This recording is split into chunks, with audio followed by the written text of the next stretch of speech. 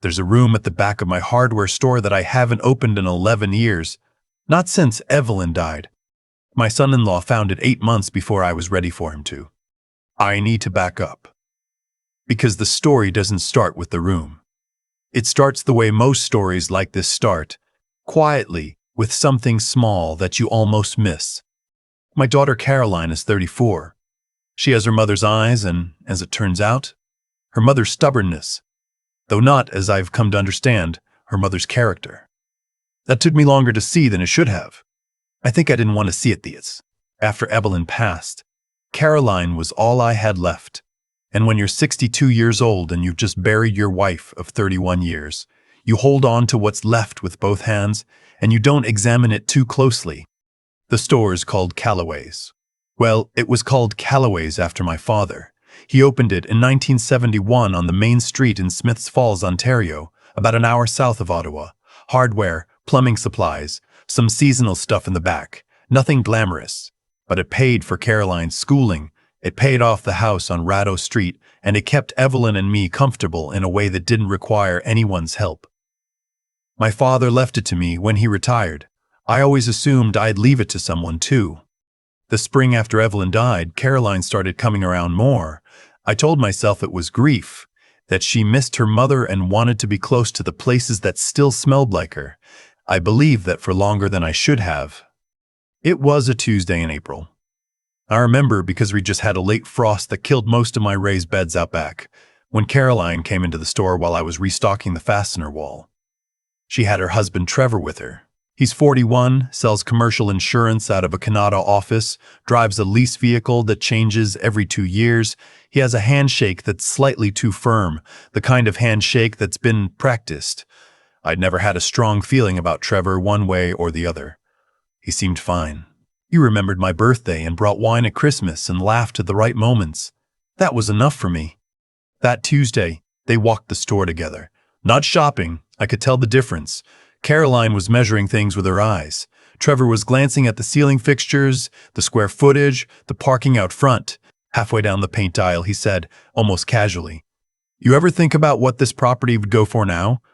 I was reading that commercial real estate in Lanark County has gone up something like 30% since 2019. I said I hadn't thought about it much. He nodded slowly in that way people do when they don't believe you. I didn't say anything else. But I thought about it on the drive home.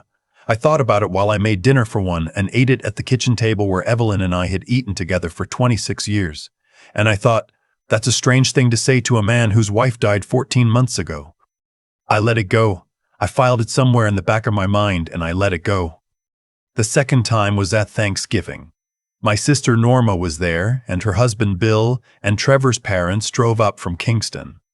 It was the first big family dinner since Evelyn, and I think everyone was trying hard. I was trying hard. I'd cooked the turkey the way she always cooked it, with that orange and rosemary rub she'd found in a Chatelaine magazine back in 2004 and made every year since. After dinner, when the men were in the living room and Norma was helping clean up, Caroline sat down beside me at the cleared table with 2 mugs of tea and said she wanted to talk. She said she was worried about me. Running the store alone. Keeping up the house. She said she and Trevor had been talking about what the future might look like. I waited. She said that the house on Radeau Street was, realistically, too big for one person. She said that if I ever wanted to simplify, her word, simplify, they could help me think through the options. Maybe something smaller, a condo in Perth, somewhere with less maintenance, and the store. Well, with the right listing agent, a commercial property like that, on a corner lot, could move fast, set me up very comfortably. I wrapped both hands around my mug and I looked at my daughter and I said, "I appreciate you thinking about it." That was all. She smiled and patted my hand and we went back to the living room. But the thing was, Evelyn and I had spoken years before about exactly this, about what we wanted to happen with the store, about the house, about the room. And I had written all of it down with a lawyer in a document that was sitting right now in a place that Caroline had no idea existed. So I smiled back, and I waited. The room at the back of the store had been my father's project room. That's what he called it. It was maybe 12 by 14 feet behind the main stockroom, with a separate exterior lock that he'd installed himself sometime in the 80s. When I took over the store, I kept it the same way. It became the place where I kept the things that mattered. The original deed to the property, insurance documents, my father's handwritten inventory ledgers going back to 1971. And after Evelyn died, I added more, her jewelry, things I wasn't ready to sort through but couldn't leave at the house. The lockbox with the updated will, the letter I'd written to Caroline that I hoped she'd only ever read at the very end of my life. I also had a camera system. Nothing dramatic. I'd installed it in 2018 after a break-in 2 storefronts down. 4 cameras inside the store, 1 on the rear exit, 1 pointing at the project room door.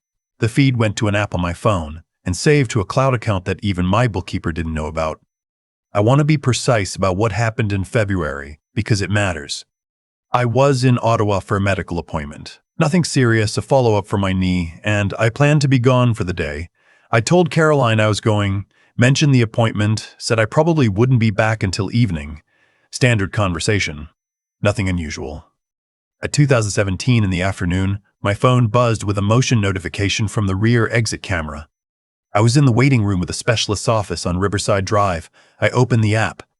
It was Trevor. He was alone.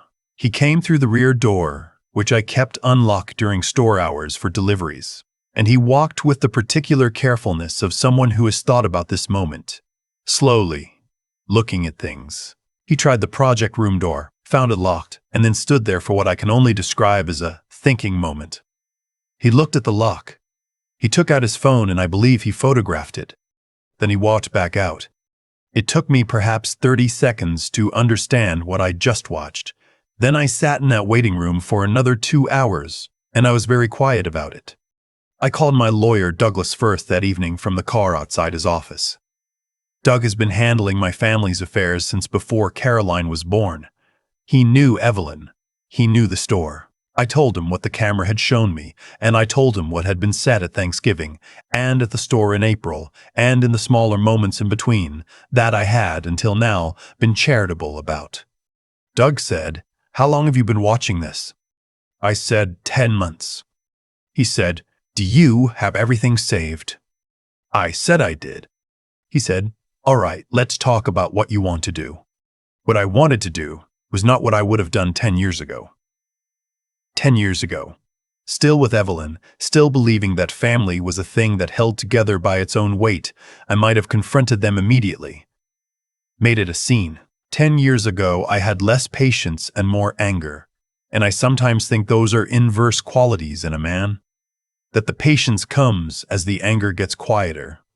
What I actually did was hire a private investigator named Clifford Tran out of Ottawa. He'd been recommended to Doug through a colleague. I want to say this plainly because several people over the months that followed asked me why I hadn't just confronted Caroline directly, why I'd gone to the trouble. And the answer is that I needed to understand the full picture before I did anything. I needed to know what they knew, what they were planning, and whether my daughter was the one driving this, or whether she was being driven. What Clifford found over 8 weeks answered that question in a way I found genuinely painful.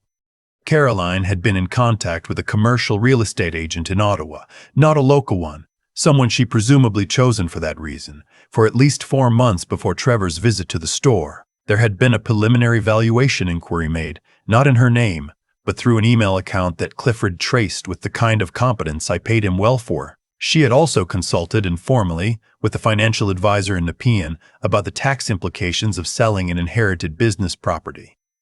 Trevor had not introduced her to this world. She had introduced herself. I sat with that for a long time. There's a particular kind of sadness that comes when you realize the person you're mourning isn't the person you thought you lost. I had been grieving alongside my daughter. I had assumed we were in the same grief, and somewhere in the middle of that grief she had been doing arithmetic. I don't know exactly when it started. I don't know if it started before her mother died. I have tried not to ask myself that question too often, because I don't know if I could sit comfortably with the answer. What I know is what I did next. I called Caroline in March, and I suggested a family dinner. I said I'd been thinking about the future and I thought it was time we talked properly. She sounded, I will admit, genuinely warm about it. She said that was exactly what she'd been hoping for. She asked if she should bring anything. I said just themselves. I spent 3 days writing the letter I planned to read at dinner. Doug reviewed it. Clifford's documentation was in order, the original will, made in 2019, leaving the store and house to Caroline outright, had been replaced with a revised version completed that past November, which Doug held at his office. I also had a new document, a testamentary trust arrangement, which meant that neither the store nor the house could be sold within 10 years of my death without oversight from a trustee Doug had helped me appoint. Not punitive, just careful. The dinner was on the last Saturday of March. I made the pot roast that Evelyn used to make on Sundays, the one with the Guinness and the root vegetables, the one that took most of the afternoon. I set the table properly, the way she would have, with the good placemats and the candles from the sideboard. Caroline brought flowers which she set on the counter. Trevor brought a bottle of Ontario Red, a Tawsey Meritage, which I thought was a reasonable choice. They were both in good spirits. There was a looseness to them, a kind of careful ease, and I recognized it for what it was. They thought they were close to something. We ate most of the meal talking about ordinary things. Their friends in Kanata, a kitchen renovation they were considering, a trip to Portugal they were thinking about for the fall. After I cleared the plates and came back with coffee, I put the folder on the table. I want to say something about this moment, because it did not feel the way I had imagined it would, in all the months I'd been preparing for it. I had imagined feeling something clean, vindicated, maybe, or resolved. What I actually felt was tired. I felt the specific tiredness of a man who has spent a year doing something he should never have had to do. I felt sad for Evelyn, that she wasn't there, and also, in a strange way, glad that she wasn't there to see it. I opened the folder. I said, I want to show you both something. I don't need to describe every moment of what happened next in precise detail. Trevor went quite still quite quickly. He is, as I said, an insurance man, and insurance men understand liability in a visceral way. He understood, within about 90 seconds of seeing Clifford's summary, that there was no angle here that ended well for him. Caroline was different. She cried, and I believe the tears were real, which did not make them easier to witness. She said she was scared for me. She said she just wanted me to be taken care of. She said she just wanted me to be taken care of. She said she'd only been thinking about what was practical. I let her finish. Then I said, your mother was afraid you'd do something like this. That stopped her. I told her about a conversation Evelyn and I had had in the hospital in the last 2 weeks of her life. Caroline had been in to visit that afternoon and had left, and Evelyn had held my hand and told me to be careful. She hadn't been specific. She just said, be careful about the store. Be careful with what you leave unsecured. She'd known her daughter in a way I had refused to, and she'd tried to warn me, and I had squeezed her hand and changed the subject because I wasn't ready to hear it. I told Caroline that I had revised the will. I told her about the trust. I explained that Doug held all the relevant documents and that there was nothing in the house or the store that had any legal significance anymore. All of it had been moved or superseded or was now held by a third party. Trevor's February visit had been, in that sense, a wasted trip. I also told her that I was not disinheriting her. That surprised her. I could see it. I said that she would still receive the store and the house, but not to liquidate immediately. Not to hand to a real estate agent before I was cold. The trust meant that any sale required trustee approval for a decade, with proceeds held partly in a fund for the community, specifically for the youth workshop program the Smiths Falls Recreation Center runs in the summer. A program my father had quietly donated to for 20 years and that I had continued. I had already spoken to them. The gift was documented. I told her that if she wanted to spend the next 10 years building a real relationship with me, not an asset, a relationship, then she was welcome to. That I would not pretend the last year hadn't happened, but I would not write her off for it either. She was my daughter. She had also been, this past year, someone I didn't recognize. Trevor left first. He shook my hand on the way out, which I thought took a certain nerve, and I let him. Caroline sat for a while longer. She asked about the room at the back of the store, whether she could see it sometime. I said yes eventually. I told her it had some of her grandmother's things in it too, old photographs, the kind of thing that doesn't have a price. She nodded and looked at the candles on the table, the good placemats, the empty chair where her mother used to sit. She said, "I think I forgot who you were." I said, "I know, I let you. I don't know where it goes from here." She's called twice since that dinner, short calls, careful. I've answered both times. We talked about nothing important, and it felt, for the first time in 2 years, honest. The store is still open. I go in most mornings, unlock the front, run the till, talk to people I've known for 30 years about weather and gardens and the price of lumber. My knee is getting better.